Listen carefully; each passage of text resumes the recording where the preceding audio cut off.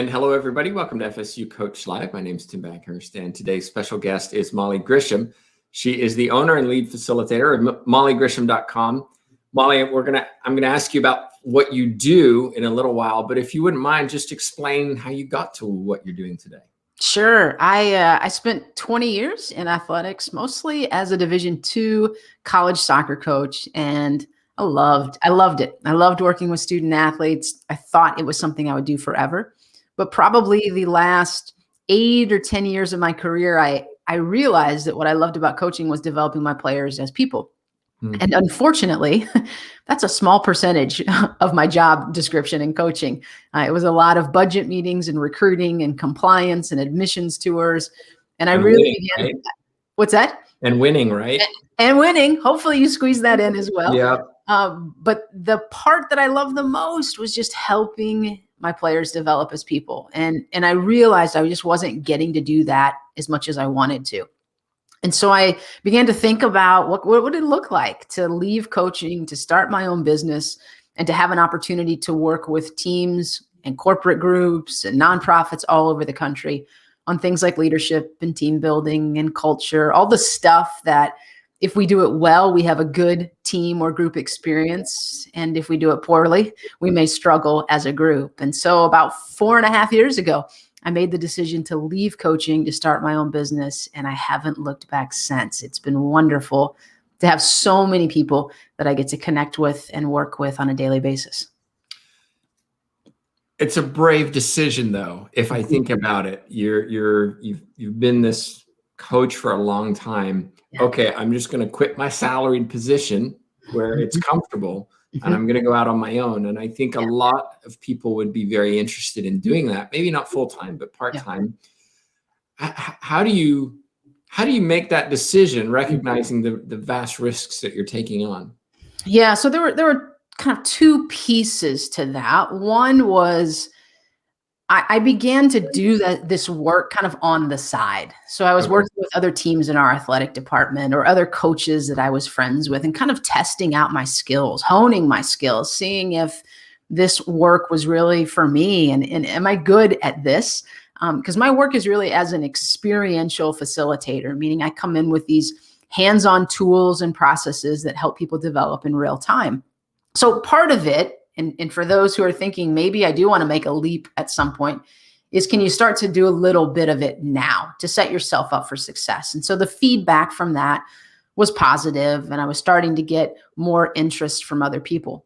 But the other piece that's a little bit more the taking a leap part is I often describe it like this. I felt like there was this star way off in the distance, this little bright, shiny star that was like, hey, walk this way. And so I started to kind of move towards that. And what that to me was this light that was like, hey, when you retire, go do this thing, go do the thing that you love. The light just kept getting brighter and brighter and brighter and brighter. And I started to think, well, maybe in 10 years. And then it became maybe in 5 years, maybe in 1 year. And what I realized was it wasn't this thing off in the distance that I had to walk towards. It was more like the light on the front of a train, and it was coming at me. And I had to make a decision, either jump on board or get out of the way. And it felt like more of a risk to stay where I was at, to stay with what I knew, because I didn't know if that train, if that momentum, if that excitement was going to come around again. And so I wanted to jump on board because I knew I can always go back to coaching. I could go back to coaching today. Now I might have to relocate or be in a different division or be an assistant, but I could get back into coaching. And I didn't know if the excitement and the momentum and the energy around the work that I thought I wanted to do would come around again. And so it seemed like less of a risk to jump on board than to stay where I was at. That's a great answer. When I think of starting my own business, I think, well, okay, how do you market and recruit clients? Because essentially without those, you don't have an income. Yeah.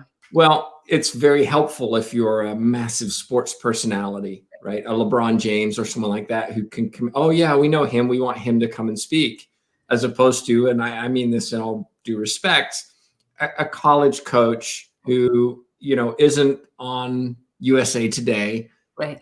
How do you go from, I'm going to make this transition to, I'm now finding clients and I'm now being able to market myself and get around and do speaking engagements and work with teams and so on? Yeah, the vast majority of getting new clients for me has been word of mouth. And it has been a situation where I go into a school and I work with a team and they have success. And then that coach is at a recruiting event talking to another coach and says, oh gosh, it sounds like you need someone like Molly. Here's her number. And then that coach calls. Or I'm working with a softball coach who says, I've got to hook you up with our volleyball coach. They need the same thing. And so I think coaching is a pretty tight-knit community in terms of references and who people work with. We know as coaches, our word matters in the world of coaching. And so you think about if you have a player that's going to transfer and another coach calls and says, hey, I hear you have this player. Should I take her? You've got to be honest in that moment of, yeah, she's a stand-up student athlete. It'd be a great fit for your program. If you're not honest about that, your whole reputation is shot. And so coaches tend to listen to other coaches. And so I know that if I go in and I do the right thing and I take care of my teams and I take care of my coaches, they do a lot of that work for me. Now, as I've expanded into kind of the corporate world and the nonprofit world, I've had to be a little bit more intentional about how I find those clients. But I had a natural network of coaches who are willing to do a lot of that legwork for me. I want to get into some of what you actually do. And a question in the chat box comes from Wynn, and she says, hi, Molly, how do you keep that teamwork going and positive during a situation like COVID? Yeah, so I launched a program I think it was in August, called the Quarantine Experience. Nice. It's a 6-part series where I took 6 different themes that I feel like are important to teams anytime, but super important during COVID, and designed 6 one-hour online interactive experiences where teams feel like, okay, for at least 1 hour, we have a goal, a theme, an objective, something that we're working towards together. Because for so many teams right now, they've lost that. They don't have a season, or it's a reduced season, or some aren't even able to practice. And so to bring them back together and to say like, okay, for the next hour, we're gonna talk about this theme. We're gonna do activities around this theme. We're gonna accomplish some things around this theme, has been really powerful. I've probably taken 20 teams through that experience. And every time we look at the clock after an hour and say, oh my gosh, our time is up. We got to wrap this up. But giving them something to focus on, some way to be a team, because we can't just say, hey, we're still a team, and give them nothing to do. Teams do things together. Teamwork requires some sort of activity. And so we've got to be super intentional about creating those when those teamwork moments can't happen in a game environment. So it can be even things where you're just playing an online game on Zoom. It's the fact that you're doing it together rather than we'll meet in next month, on the field. Yeah, absolutely. Now, you talk on a variety of different topics, and you talked about developing the person. And I think most coaches, while they want to develop the person, they also want to develop wins, because that's how they're judged. And we could argue whether that's a good thing or a bad thing. We won't. Let's just accept that is the world that we live in. How can coaches develop teamwork in a team, recognizing that many teams have a very diverse group of people? Some are very large and some are very small. Some you have assistants and some you don't. It's complicated. Do you have any general suggestions for developing that team cohesion? Sure. So one of the first things I would say is better people make better teammates, and better teammates create a winning culture. And so I think there's a very clear connection between the investment and who they are as people, which translates onto the field. I have zero doubt about that. I've had the chance to work with some elite level teams, and most of them are made up of really, really good individuals and good people. So I think there's data. I think there's science. I think there's a clear pattern between better people make better teammates and create a better team experience. So one of the things I think is really important for coaches to be aware of is it is really hard for a coach to lead a team building session because their roles are so clearly defined. And the coach, whether we like it or not, controls playing time, controls scholarships, controls who's getting reps in practice. And so the ideal team building session, we want to release people of their roles and responsibilities so new things can be created and new things can emerge. And if the coach is leading that, it's really, really hard to make that happen because you're the person with the power in the room. So bringing in a neutral person like myself, I have zero say over playing time or scholarships or roles. I can give perspective on I think these are your emerging leaders, but I have no say in that stuff. And so we often find when we're doing team building activities that when I come in with no power and no authority, it equalizes the room. So now that player who always wins the game, the player you want the ball in her hands at the end of the game, and the player who's at the end of the bench who only gets minutes, if it's basketball, she only gets minutes if you're up by 30, they become equal. And we start to see them differently, and that changes the dynamics on a team. So that's one of the first things I would say is think about how you as a coach influence what the team building process even looks like, simply because of the power that you hold as a coach. When you run these sessions, do you then encourage the coaches, assistant coaches, and so on not to be involved? No, most of the time we have the coaches involved. There are rare instances where it's not good for the coaching staff to be there. If it's a culture where there's an element of distrust, maybe there's some sort of tension between players and coaches. In that scenario, I will come in and I'll do work with the coaches and I'll do work with the players. And then I got to figure out how can I be a bridge between those two and how can we get them back in the same space? To me, if I'm a bridge that's connecting two things that are really distant, the goal is to get it smaller and smaller and smaller. Eventually, you don't need me as the bridge and we can have them in the same space. Right. That's the rare situation.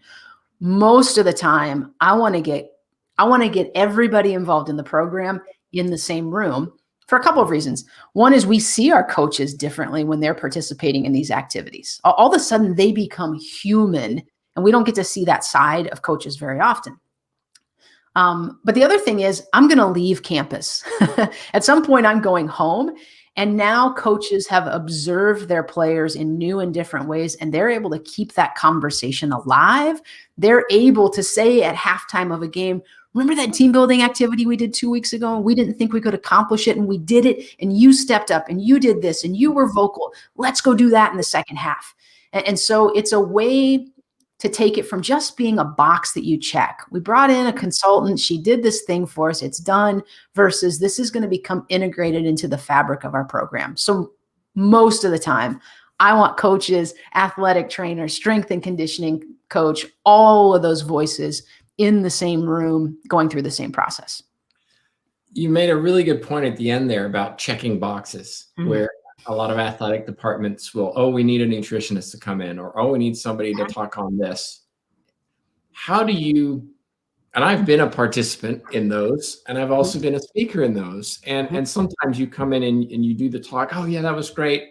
And then crickets. And then you wonder, did it really have an impact? Do you have any kind of strategy to ensure that that conversation continues beyond you just coming in, doing your hour thing, I'm walking away? Yeah. So much of my work is rooted in experiential learning. And so the word that I use the most often is I create experiences for teams, because I believe we are at our best when we are participating in something. We retain the information, we own the information. It shifts from Molly came in and talked to us for an hour to we got to do something for an hour. We created this moment together. So There are times when I come in and I talk about something, but most of the time I'm going to come in with activities and tools and processes. I set up some guidelines, some framework, and then we're off and running. So afterwards, they're still laughing about, I can't believe I did that, or I can't believe I didn't understand that, or I'm so excited for you, you crushed that, or can you believe that that player who we had written off was the one that knew the answer to that problem that we had?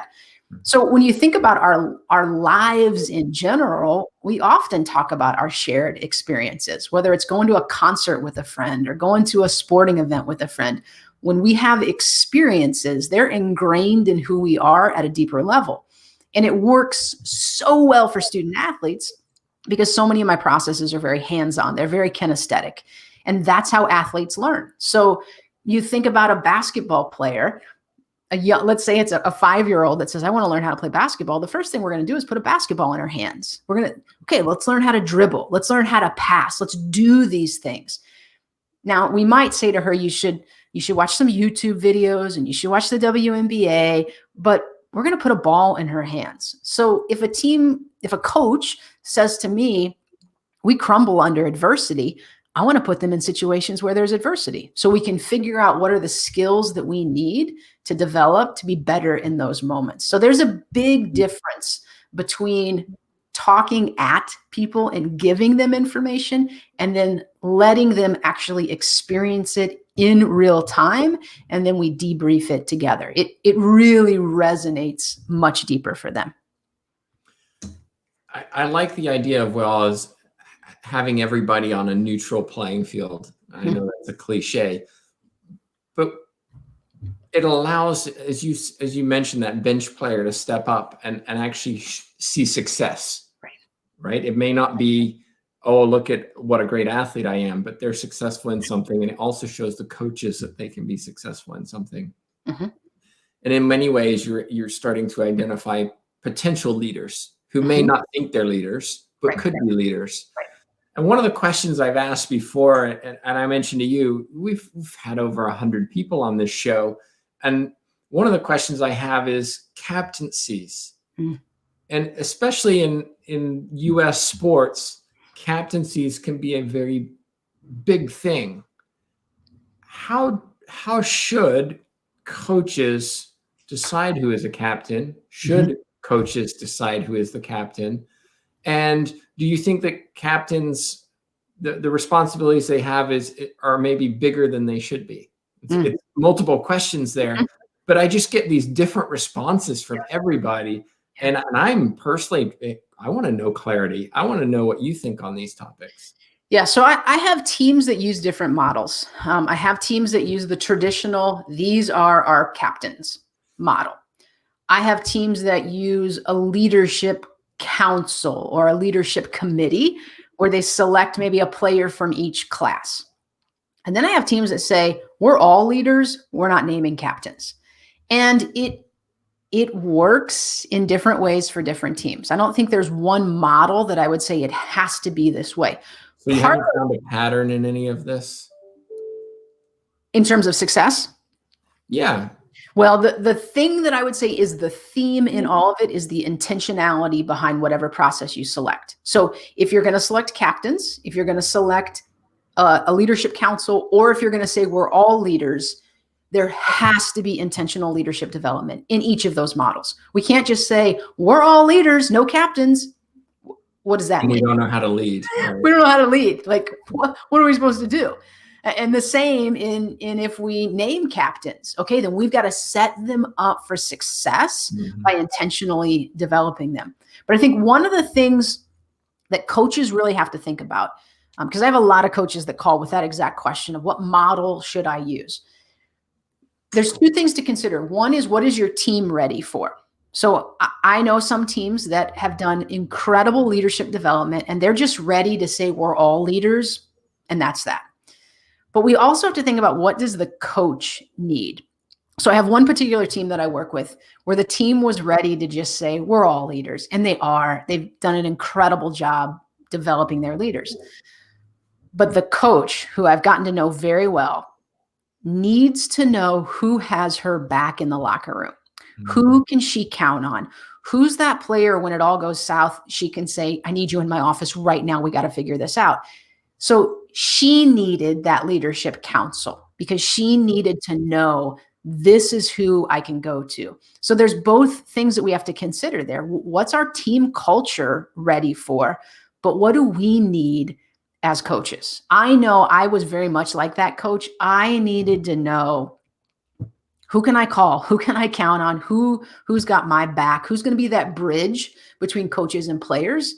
But I think it's different for every single coach, and it's different for every single team.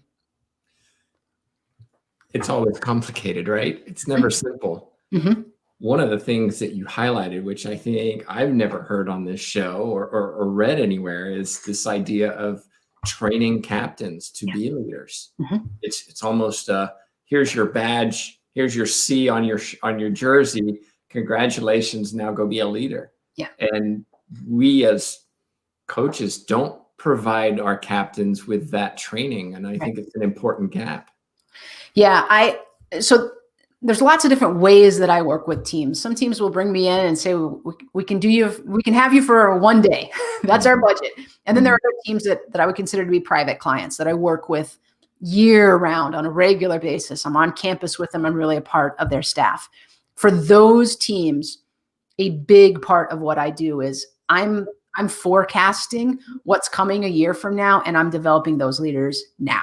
Like, we have to make a year-long investment in them to set them up for success.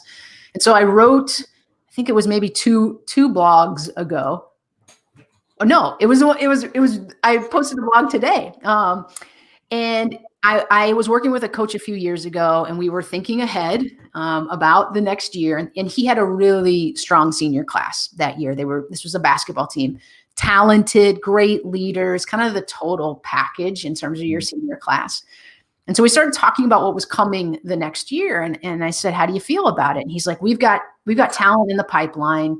We've got great recruits coming. I feel great about where our returners are at. They haven't peaked yet.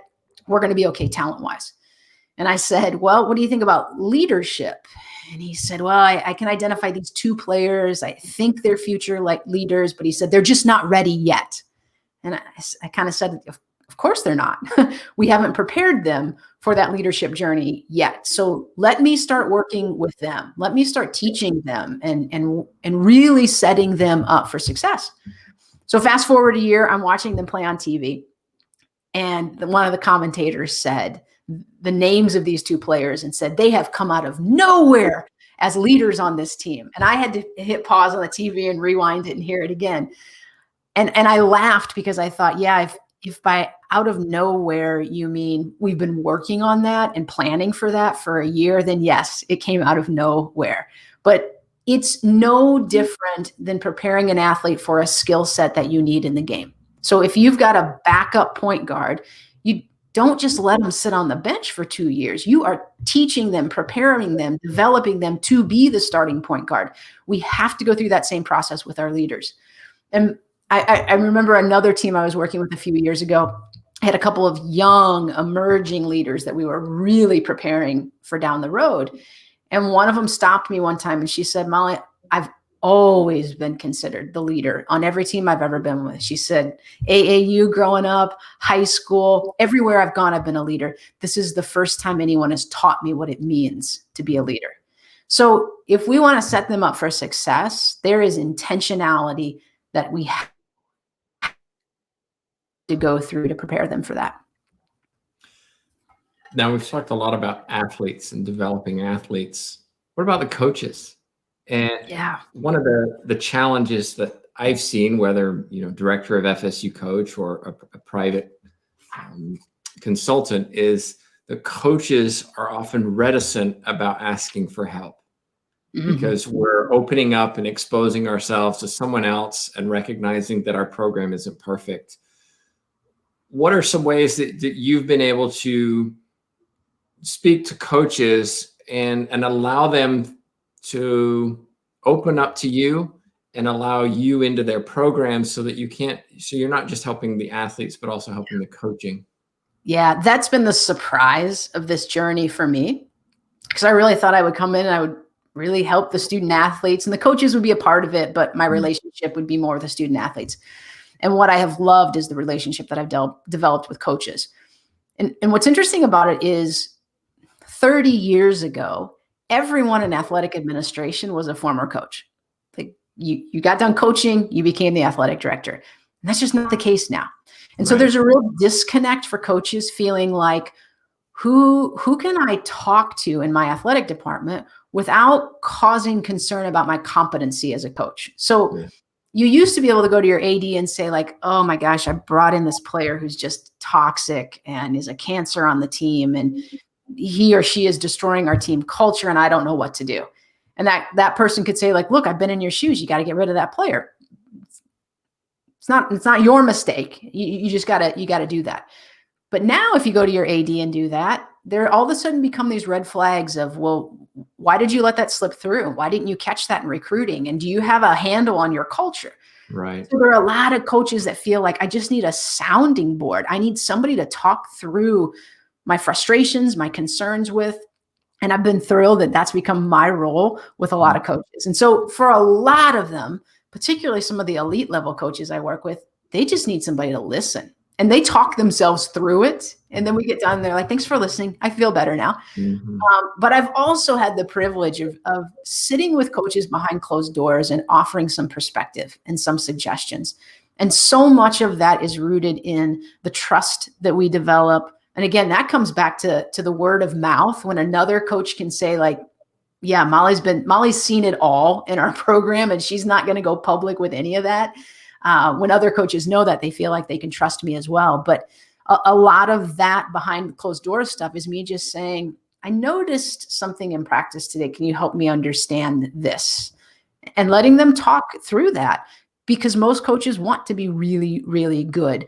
But who is helping a coach to be better? And it certainly isn't my job to get in the X's and O's of their game. But I can say, like, I noticed this. What if you tweaked this just a little bit? What if you did this just a little bit differently?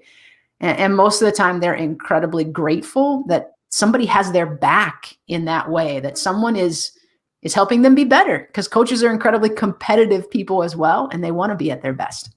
Yeah.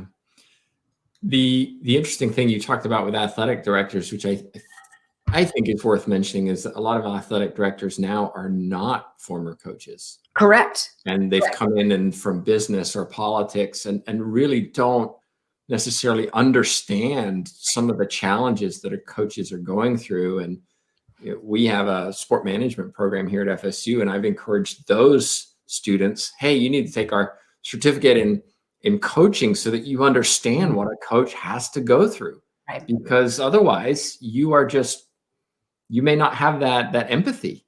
Right. I get this. I understand the language that you're speaking to me.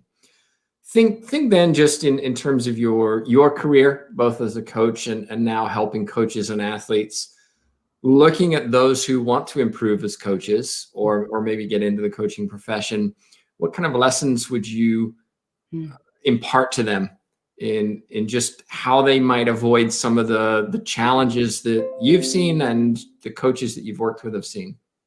Yeah, so there's one that's been on my radar a lot the last week or so, particularly because I work with a lot of women's basketball teams. And this is the time of the year that gets really tough for them, because everyone has scouted you like crazy. They know what you're going to do before you're going to do it. And so the things that were easy 2 months ago are really, really hard now. And what I see a lot of coaches doing in that situation is, well, we got to scrap everything and start all over. And I look back on my coaching career, and there were moments I did that. I thought, well, this system isn't working. We got to put in a whole new system, and this lineup isn't working. We got to put in a whole new lineup. And yet sometimes it was really the simple stuff, and it was going back to basics, and it was staying true to what I knew to be the path to be successful. And so I would encourage any young coach or anyone going into coaching to have a sense of, what is your identity as a coach, and what is your identity in terms of how you want to play, what you want your team to look like, and know that you're going to have to tweak some things and change some things. But if you feel like I got to blow it all up and start over, you're probably not in the healthiest space right now. That's usually not going to get you where you need to go. And it certainly creates a lot of distrust between your players and yourself. If they're like, we've been working for months to do this, and now coach is scrapping it and starting Right. all over. Right. So to create that space where you can take a step back and say, like, what are just the little adjustments that we can make, and how do we dive deeper into our identity? How do we dive deeper into the things that we do really well, rather than feeling like I got to blow it up and start all over again? Because I know in my coaching career, I had those moments, and looking back, I can say, yeah, I was way too stressed at the time, and was not in a healthy space to make a decision for my team. That's great advice. Well, Molly, thank you so much for joining me. If somebody listening in future or on the podcast has a question for you, what's the best way for them to get in touch? Yeah, easiest place to find me is mollygrisham.com. That's my website. All my social media handles are there. You'll find a link to my YouTube channel where I post videos about every other week on leadership and culture and team building. Those are all 1 to 2 minute videos and can be a really good resource for teams. I live a little more on Instagram than I do on Twitter, but you can find my social media handles there. And if anybody wants to connect with me, they can do that. Just fill out a form on the website, and I'd be glad to talk with them. And that's mollygrisham.com. Well, Molly, thank you so much for joining me this afternoon. Of course, don't forget, those of you watching, to subscribe as we put out interviews each and every week. But on behalf of myself, Tim Baghurst, and of course, Molly Grisham, thank you so much for watching.